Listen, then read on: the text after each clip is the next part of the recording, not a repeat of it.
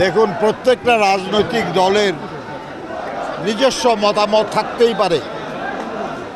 বাংলাদেশের সব রাজনৈতিক দল আমাদের সমর্থন করবে বা আমরা তাদের সবাইকে আপন ভাববো এমন কোনো মনে করার কারণ নাই। যারা এই কথা বলেছে তারা স্পষ্টতই ঐক্যের যে প্রক্রিয়া সেই প্রক্রিয়াকে বাধাগ্রস্ত করার চেষ্টা করছে। আমরা এটা মনে করি যে তারা সংশোধিত হবে।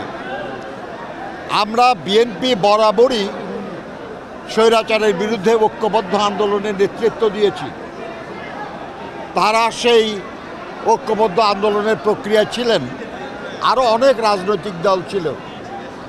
তাদের মধ্যে কেউ কেউ যদি মনে করে অন্য কোনো কথা তারা বলতেই পারে, কিন্তু আমরা বিশ্বাস করি যে জনগণ খুব ভালো জানে যে কারা স্বৈরাচার আর কারা গণতান্ত্রিক, কারা এদেশে স্বৈরাচার কায়েম করেছিল, কারা যা এই দেশের স্বৈরাচারকে সমর্থন জুগিয়েছে প্রত্যক্ষ এবং পরোক্ষভাবে, আর কারা অবিরাম গণতন্ত্রের জন্য লড়াই করেছে, স্বৈরাচারের হাতে নিগৃহীত হয়েছে, কাদের হাজার হাজার মানুষ গুম হয়েছে, খুন হয়েছে, কাদের বিরুদ্ধে লক্ষ লক্ষ মামলা দেওয়া হয়েছে।